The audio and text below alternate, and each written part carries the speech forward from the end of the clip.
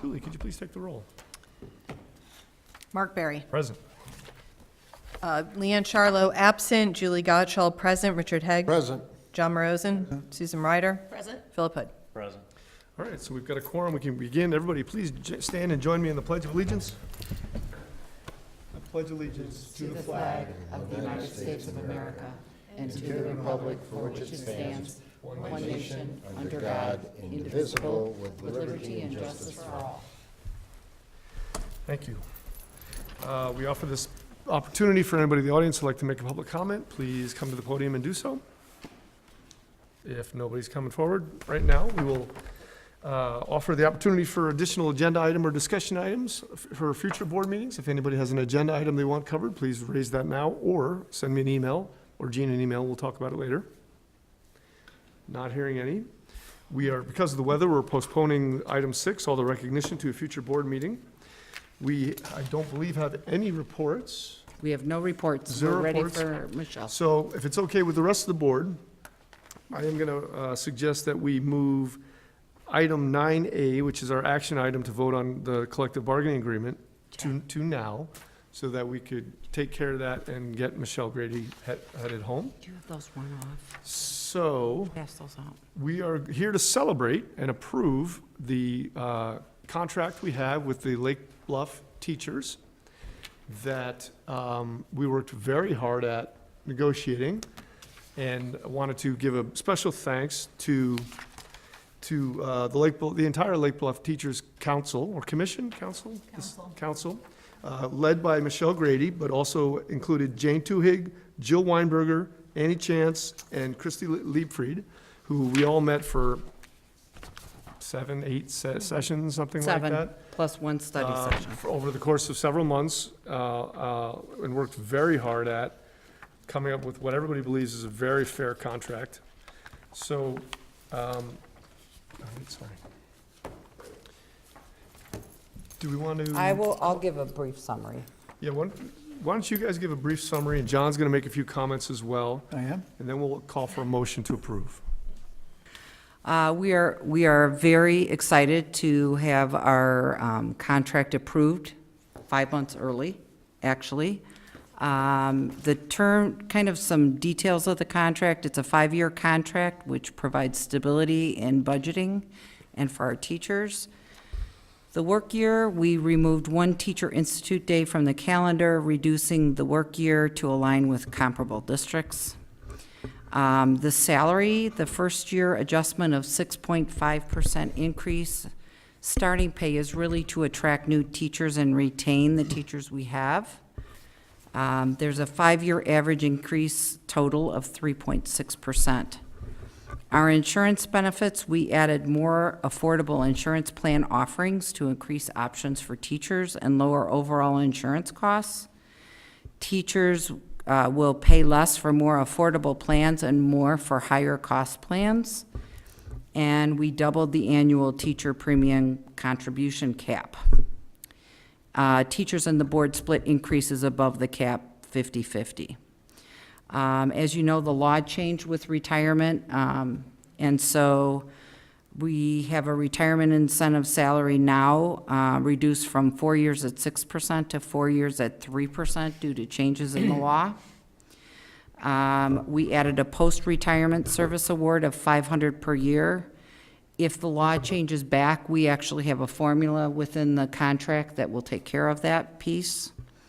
And we added a 403B match of up to $600 per year for TRS Tier 2, which our staff members hired, I believe it's after 2010 or 11. For family leave, teachers will be able to use up to 45 days of paid leave for childbirth or adoption during the school year. Our elementary plan time increased from 6 to 8 periods a week. Faculty meetings are now designated, and they're actually going to follow. We'll have an early release day at the beginning of the month. The following week, faculty meeting will be follow-up PD, team and department times, and the last meeting of the month will be school business. We incorporated both memorandums into the contract to preserve the documentation. and we deleted fair share language due to federal law changes. So we got a lot of things done in 7 meetings and 1 long workday that consisted of all of the teachers along with Jay and John. So, And I think Jay and John deserve a special tip of the hat for a huge amount of work, went above and beyond. We really appreciate that you guys did a tremendous job. And also Michelle and her team for spending the time with them and hammering that all out in that one day. That was a great thing, so thank you. I'll just add one thing. I mean, I think all of us who live here in Lake Bluff are proud of our school system. I mean, we've got an exceptional rating, as we all know recently, and that's due, in fact, to having a solid administration and great teachers. So going into this, our main objective was to not only preserve that, but to allow it to grow even further. And that's why we put into the contract an opportunity to increase salaries for beginning teachers. But I also want to say that, you know, in any contract, the best feeling to come out of any contract is to have a feeling that you both got something that you wanted. You didn't get everything that you want. But there was a sensitivity on our part to what the teachers needed, and on their part, there was a sensitivity to the fact that we do pay high property taxes. We realize that, but they're worth it when you end up with the results that we have in the system. So I felt like it was an agreement bargained in good faith, and in the end, I think we both came out positively. Any other comments from the board? Good All right. job, everybody. Yeah, so Exciting. may I have a motion to approve the 2019 to 2024 Lake Bluff Teachers Commission? Why do I always have to? Council. Council Collective Bargaining Agreement as presented by the administration. So moved. Second? May I have a roll call vote, please? John Morozin. Yes. Julie Gottschall, yes. Richard Hegg. Yes. Philip Hood. Yes. Susan Ryder. Yes. Mark Berry. Yes.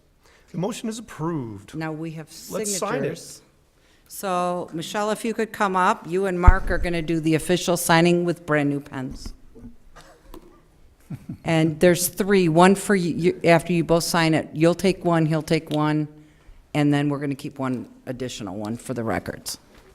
So, Mark, why don't you start? Michelle will start up here, and then you guys can just start flipping back and forth. Michelle came here on a night that all of our activities have been canceled. Her kids are home, which is why I think she's happy to be here. Let her focus.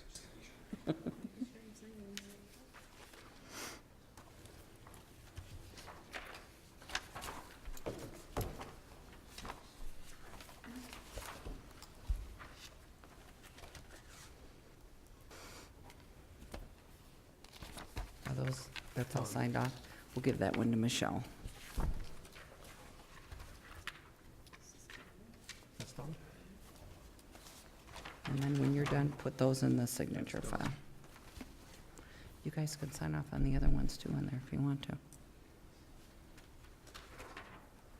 And that's yours. And we need to thank you for everything. Thanks, Michelle. We appreciate all you guys' Thanks, hard Michelle. work. We appreciate all your hard work. All right, awesome. And thanks to the LBC team and all the LBTC. And you Yes. do not have to stay all night if you don't want to.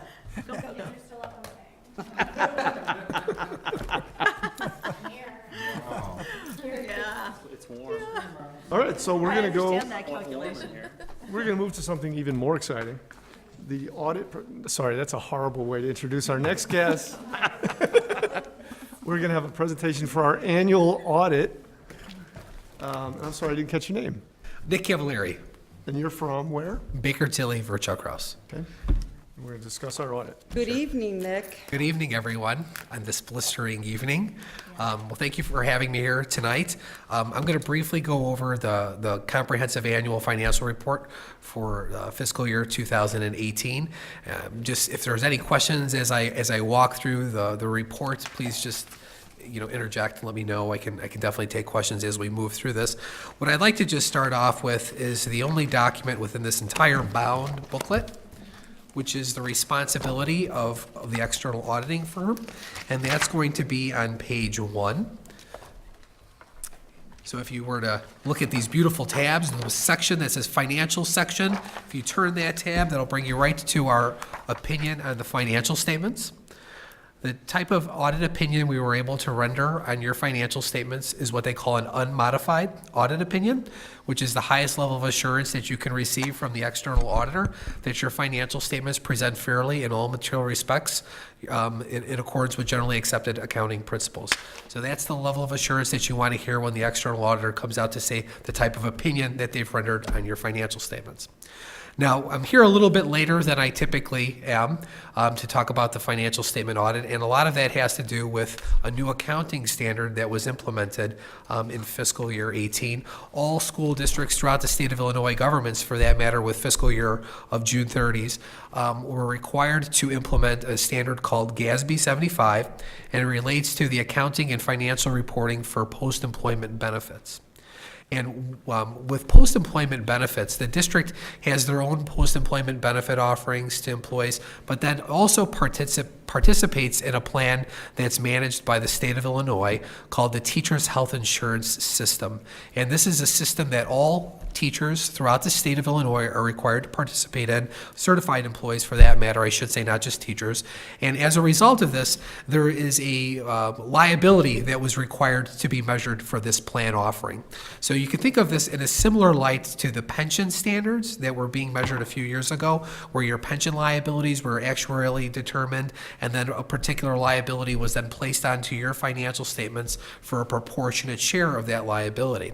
Similar to that process, this post-employment benefit that's offered to your employees after they retire was performed under an actuarial valuation, and the actuary valued this entire liability at about $25.5 billion, and that's billion with a B. Statewide. State-run, correct. So this is not anything that the district. It's not our liability. Well, we'll get there. we'll get there. So what ends up happening is an actuarial valuation is performed. This liability is assessed. This particular liability then needs to be allocated to all the participants in this plan.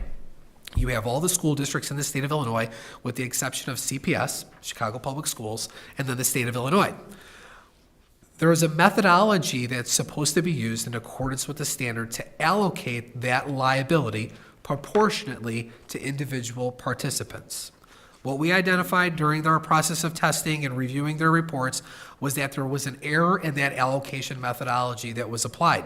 So the portion of the liability, this $25.5 billion, that was allocated to individual member districts was allocated incorrectly using the wrong methodology.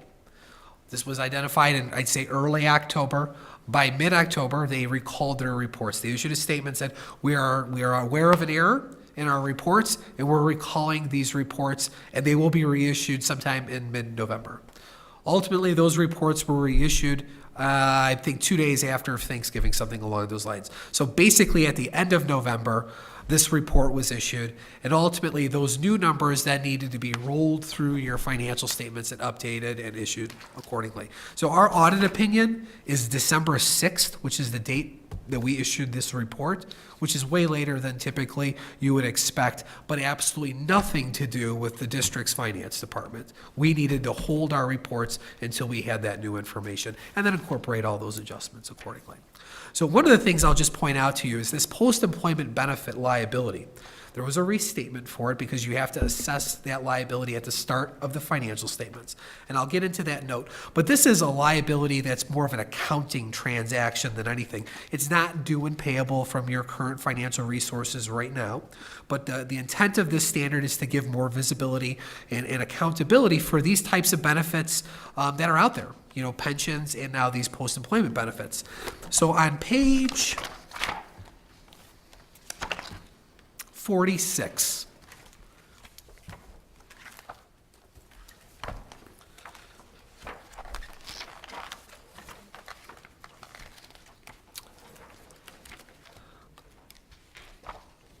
We have note 13, which speaks to this restatement. So this particular liability was assessed and then allocated to all the participating districts as of 2 dates. as of the start of your fiscal year and also at the end of the fiscal year. When you implement these types of accounting standard changes, you're required to restate a starting point based on that new information as if the standard had existed previously. So what we can see is that the net position, which was reported at the June 30th of 2017 financial statement audit, was $19.3 million. Okay? That was basically all of your assets, all of your liabilities, the ending net position. This is like an entity-wide schedule. This is not your individual fund financial statements. You had $19.3 million of a net position. And ultimately then, this liability for this post-employment benefit offering had to be put on as of the start of the year, which you'll see as a negative of $9.3 million. So that was the starting proportionate share of that liability. There's also some small adjustments relating to these concepts of deferred inflows and outflows that are calculated as part of the actuarial valuation. And then also the district's post-employment benefit offering, which is also performed under an actuarial valuation that you do in-house. You contract with an actuary to do that. But ultimately, what we can see is that the net position went from $19.3 million down to $9.9 million. So a sizable decrease because this liability that had never previously been recorded was now put into your financial statements. It's a lot of gobbledygook going on there. I mean, what does it mean in terms of our ongoing finances for? Sure. So it's kind of interesting. This was really eye-opening to me as somebody who does a lot of K through 12 work. And when you think about the contributions that have to be made on an ongoing basis for the THIS plan as a whole. So right now, under the statute that's in place for fiscal year 18, the district is required to contribute 0.88% of all the creditable earnings that were paid. So less than 1% of all your certified salaries are paid to the THIS fund on an ongoing basis throughout the year. Very, very nominal dollar amount. But then this liability is so massive in relation to not only the contributions that you provide on an ongoing basis, but then even in comparison to your pension liability under the teacher's retirement system. We were noticing that these liabilities were anywhere between 8 to 10 times larger under the calculation. And a lot of it has to do with the way the THIS plan is funded. It is entirely funded, for the most part, on a pay-as-you-go basis. So the contributions that the members are contributing, the employers, the districts, and then also the state of Illinois, are just barely covering the ongoing costs. There are no assets in that plan right now to cover the future liability. There's actually a deficit in the plan itself of $54 million as of the measurement date.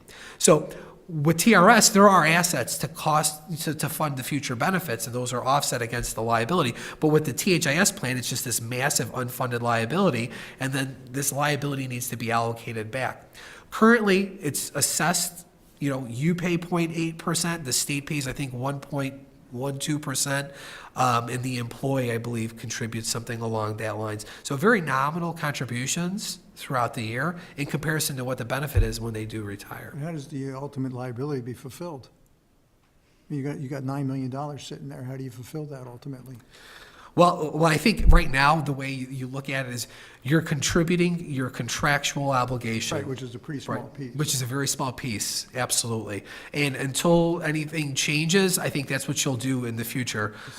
This could be concerning, though, if you think about it. You say, well, are maybe they going to change something later on? Because now this is being valued and looked at differently. I think that was one of the things that the pension standards did, was it put a little bit more of a scope to what these are. And since then, we've seen changes in the teacher's retirement system, different tiers, different offerings to employees. Will that evolve under the THIS plan? I can't tell you that with certainty, but I can say that's what happened under the pension standards. Is that a potential, I don't want to take up too much time on this sort of stuff. Is there a potential downside in the future for us then that we should be considering? For example, if they decide rather than 0.88, whoever makes the decision, say, you got to now contribute 5% a year, and we don't plan for that, obviously. Is that- You know, the big conversation for the last 5 years has always been pension shift, right? So I think sometimes when you're building in forecasting and thinking long range and planning, some folks have considered a cost shift on the pension side. You know, maybe a 0.5% phase in or a 0.25% phase in. I've seen in some cases. None of that's ever actually materialized since a lot of people were doing that. But it's something that you should be thinking about. I'm not sure that this is coming due anytime soon, though. I would also share, I was at a legislative meeting on Friday with many of the new legislators, and they all said pension shift is not going to happen. They've got to figure out another way to do it. It's the first time I've heard that the whole Interesting. time I've been here. So I think they're looking for other solutions rather than pension shifts. So that was surprising. Perfect. So I just took a lot of time with that, and then I'll just briefly point out one schedule that I always like to just bring to the board's attention, because a comprehensive annual financial report is a lot of numbers, and there's one schedule, or I should say 2 pages, page 16 and 17, which is really where the board's focus is on the fund level financial statements. You know, on page 16, I like to think of page 16 as your operational funds. And then page 17 are the funds that you use to kind of, you know, pay off your debt, and then any significant facility work that's being put through your capital projects fund, which for the most part, you know, is coming to a conclusion at this stage. But what you'll see is that if you were to look over in your 2018 column on page 17, and I'd say about 3/4 of the way off the bottom, there's a line that says excess, or in parentheses, deficiencies of revenues over expenditures. And you can see that the district was, had a surplus of $832,000 for the fiscal year ended 18, you know, which was an increase in surplus, so to speak, from the prior year, which had a deficit spend, which was planned because of facility work and debt issuances that funded that later on. So ultimately, your district still has a healthy set of financial statements. And I think, you know, what we noticed this year was just more timely payments from the state of Illinois. Couple that with some EBF growth, so to speak, not as impactful for your school district, but something that was there. What is EBF? Evidence-based funding, so instead of the general state aid model, but, you know, ultimately, a very good audit, you know, full cooperation with management. Things went very well, all of our questions were answered timely, and we found things to be in very good order. Jay, that excess had to do with the air conditioning unit too, right? So it's not excess that we had, it was actually excess that we had to save to pay for the air conditioning And units. the middle school. And part of the middle school. Right. We still got more work to do there. So I wanted to stipulate that for those that were watching. Thank you. It looks very comprehensive as usual, so. Good news is the fund balance didn't go down, it went up a little bit, despite the fact that our revenues were slightly less than they were the year before. So, that's good. Correct. Thanks. Any other questions? Okay, thank you. Have a good evening. Thanks for coming out. Stay warm. And now there's a staffing presentation that. No, we're moving that to the end of the month too. So now we're going right to action. Yep. Okay, buckle up, here we go. We're gonna start with the approval of a contract for Single Path to replace Vicky Beschel's position as technology specialist at the middle school. And if I read it correctly, this saves a fair amount of money by doing this, right? Saves money, and for us, even a bigger picture is Jay and Kevin are really working on a restructure of our technology, and so this is a year commitment with Single Path. Our position is filled, and it allows us to really think ahead on what we're going to be doing for the future. Jay, do you want to add to that? Just, we had a retirement, unexpected retirement, and this was a way to quickly fill the gap. And as Gene said, strategically it is the right thing for us to be doing with the position. That's it? Anybody have any questions about that Single Path contract? No. Not hearing any. May I have a motion to approve the Single Path contract as presented by the administration? So moved. Second. Roll call vote, please. Julie Gottschall, yes. Richard Haig? Yes. Philip Hood? Yes. Susan Ryder? Yes. Mark Barry? Yes. John Morose? Yes. Motion is approved. Item C, the 2019-2020 student fees. I think the most significant change in that has to do with Pre-K? Pre-K to cover our costs, as well as a slight increase in transportation, as we discussed at the last meeting. Any further questions or comments from the board? May I have a motion to approve the 2019-2020 student fees as presented by the administration? So moved. Second. Roll call vote, please. Richard Haig, Yes. Philip Hood, Yes. Susan Ryder, Yes. Mark Berry, John Morozen, Yes. Julie Godshall, yes. Motion's approved. Item D, the building, 2019-2020 building use fees. Again, we discussed this at our committee of the whole, and my takeaway there was that the big change was that we're changing the custodial fee, right? For the most Cover part, costs. everything else is staying Increasing the same. the cost, the pass-through cost of custodians to keep up with the salary increase. And everything else stays the same. Correct. Any other questions, comments, or concerns from the board? So may I have a motion to approve the 2019-2020 building use fees as presented by the administration? So moved. Second. Roll call vote, please. Philip Hood, Yes. Susan Ryder, Yes. Mark Berry, Yes. John Morozen, Yes. Julie Godshall, yes. Richard Haig. Yes. Motion is approved. Item E, the conceptual capital plan for the summers of 2019, 2020, 2021. We did touch on this at our committee of the whole, and it involves some spending to finish up some work at the middle school and at the elementary school over the next 3 summers. Could you guys give us the highlights on that? Sure. There's also a contract in there for White. I don't know if that needs to be approved. One of the items is to replace the boilers at the middle school. That's a huge one. And so that's one of the big things we want to do this summer. The estimated cost is $125,000. Finish the casework in the existing classrooms at $130,000 and paint the remaining lockers and renovate the bathrooms.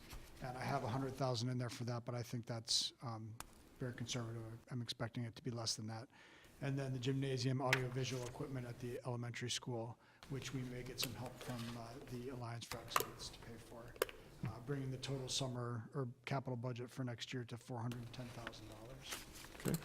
And in order to do the boilers, we need to get started on that pretty soon, which is why you have the contract for the engineering services from White in your packet. And the white contract in there is for the boiler? That is for Boilers. the boilers, correct, Right. the engineering work, and so that we can bid those out to have them delivered by the summer.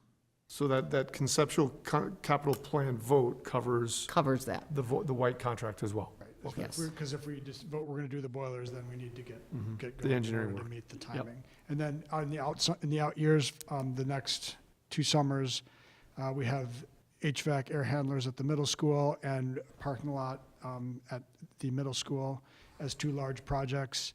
And then at the elementary school, we have classroom projectors, replacement for the entire elementary school, redoing the front playground similar to what we did in the rear with the rubber surfacing and accessibility, and then replacing the wireless access points.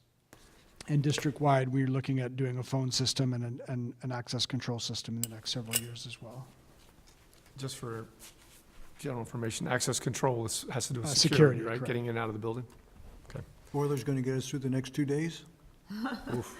This will be the test. Boiler should be. John, don't ask that question here, please. And then we also just Handles. are looking at doing furniture, doing a furniture plan, finishing the furniture plan by this summer, and then looking at putting in 4 to 6 classrooms per year and then as a rotation in the future at about $15,000 per classroom. So there's a plan to start replacing furniture. Much of the furniture at elementary from when they moved over is older furniture, so we have a plan. In the middle school, we only did furniture in the new areas, but not in the existing areas, so. Anybody else have any questions or comments about the conceptual capital plan? So may I have a motion to approve the conceptual capital plan for the summers of 2019, 20, and 21 as presented by the administration? So moved. Second. Roll call vote, please. Susan Ryder, Yes. Mark Berry, Yes. John Morozen, Yes. Julie Godshall, yes. Richard Haig, Yes. Philip Hood. Yes. The motion is approved. Personnel report has not changed since what you It gave? has not. I just wanted to add that our non-licensed new hire is replacing David Pokey, who has taken Darcy Johnson's job over at the middle school. So it is a replacement. We're just not, throwing that person in at random. Okay. So item F is the personnel report, and this month the personnel report includes a non-licensed resignation of a David Pedakowski from our maintenance department at the middle school, effective January 24th. Licensed FMLA leaves for Kathleen Turner, who's a learning behavior specialist at the middle school, from March 26th through June 4th of 2019, as well as Sally Bishop, who's a teacher, a sixth grade teacher at the middle school, covering March 10th to June 4th. And then, as Jean said, the non-licensed new hire will be Aisha Sheikh, a teaching assistant, Look at me. replacing David Pokey at the elementary school effective January 7th. Right. Any questions? May I have a motion to approve the January 29th, 2019 personnel report as presented by the administration? So moved. Second. Roll call vote, please. Mark Barry. Yes. John Rosen. Yes. Julie Godchild, yes. Richard Haig. Yes. Philip Hood. Yes. Susan Ryder. Yes. Motion's approved. Item G, the consent agenda.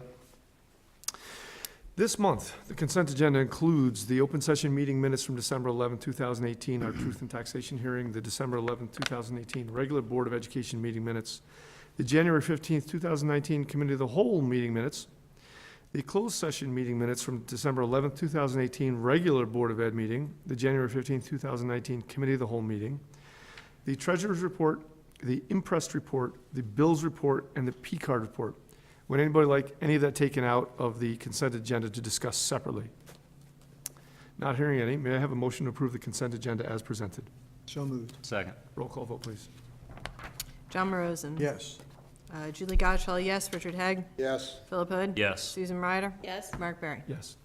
Motion's approved. That ends our action items. We had a couple of FOIA requests, which are outlined in a table in the document, in the board packet, if anybody wants to dig into that deeper.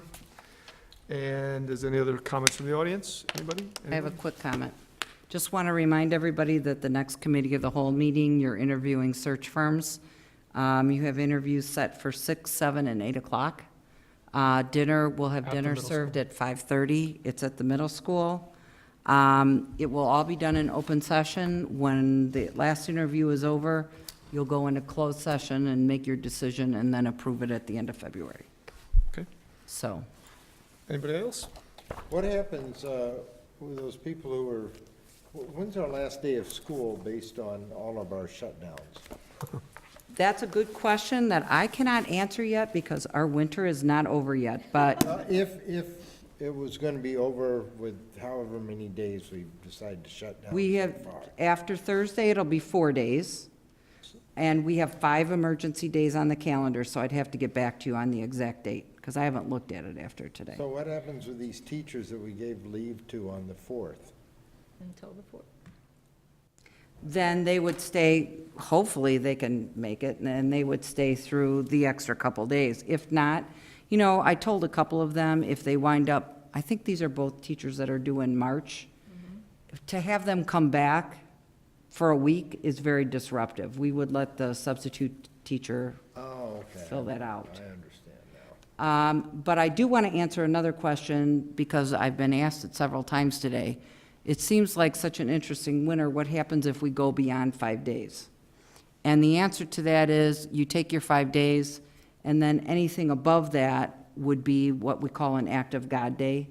And it's like they give you clearance then for those. Absolutely. But you have to use your 5, I was going to say the same thing. It's funny you said that. That's kind of what it is. So we have, after Thursday, we have 1 more day to use. And I don't think we're going to use it. Talk to Tom Skilling. We have Jake on here. His dad is meteorologist with Tom Skilling. We always have inside information, always, that I use. All So, right, we good to go? So may I have a Call for motion to Wednesday come and out Thursday. to adjourn at 7:47? So moved. All in favor? Aye. Opposed? We are adjourned. Thank you very much, everybody. Stay warm. you can give those back. There's a couple things. to sign. Actually, my